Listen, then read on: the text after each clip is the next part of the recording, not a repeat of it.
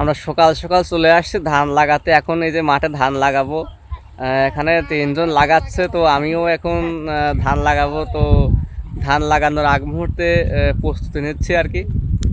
তো ধানের চাষ করতে হলে সবার আগে আপনাকে জমি নির্বাচন করতে হবে, অর্থাৎ যে মাঠে তো আপনি ধান লাগাবেন সেই মাঠটিকে আগে পরিচর্যা করতে হবে। তার জন্য সবার আগে প্রয়োজন জমিটি সঠিকভাবে চাষ করা, অর্থাৎ চাষ দেয়া।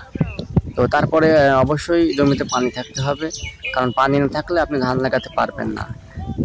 তারপরে যে কাজটা করতে হবে সেটা হচ্ছে আপনাকে চারা সংগ্রহ করতে হবে, অর্থাৎ ধানের যে চারা, সেই চারাটি সংগ্রহ করতে হবে।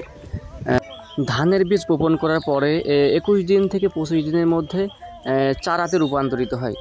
সেই চারাটি আমরা সেখান থেকে সংগ্রহ করি এবং জমিতে রোপণ করার উপযোগী হয়ে ওঠে। এভাবে দীর্ঘ 3টি মাস রাখার পরে এবং সঠিক পরিচর্যার ফলে আমাদের মাঠে কিন্তু সোনালী ফসল ফলতে শুরু করে এবং সেটা কাটার উপযোগী হয়ে ওঠে, অর্থাৎ মানে বাড়িতে আনার উপযোগী হয়ে ওঠে। আর এর মাঝখানে যে কাজগুলো করতে হয় সেটা হচ্ছে প্রতিনিয়ত জমিতে পানি আছে কিনা সেটা দেখতে হবে, কীটনাশক ব্যবহার করতে হবে, রাসায়নিক সার প্রয়োগ করতে হবে, দেখতে হবে যে কোথাও কোনো ত্রুটি আছে কিনা। কারণ যেমন মানুষের যেমন খাদ্য না দিলে সে বেড়ে ওঠে না, তেমন ফসলের জমির ক্ষেত্রে সে একই রকম। আপনি যদি জমিতে রাসায়নিক সার প্রয়োগ না করেন সেক্ষেত্রে আপনার ভালো ফসল আশা করতে পারবেন না। সেজন্য সবসময় প্রয়োজন রাসায়নিক পদার্থ ব্যবহার করা এবং কীটনাশক ব্যবহার করা, যাতে কোনো পোকামাকড় যাতে আপনার ফসলটাকে দমন করতে না পারে। সেজন্য সবসময় প্রয়োজন মাঠকে পরিদর্শন করা এবং মাঠের যে ফসল লাগানো হয়েছে সেটা দেখাশোনা করা, সঠিকভাবে রাসায়নিক সার এবং কীটনাশক প্রয়োগ করতে হবে। এইভাবে চাষ করলে আপনি ভালো ফসল সংগ্রহ করতে পারবেন।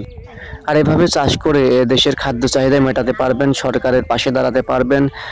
দেশ ও জাতির জন্য এটা অনেক বড় ভূমিকা পালন করে আমি মনে করি। যেহেতু পাঠ্য বইয়ে পড়েছি আমি যে কৃষক বাঁচলে বাঁচবে দেশ, গর্ব সোনার বাংলাদেশ।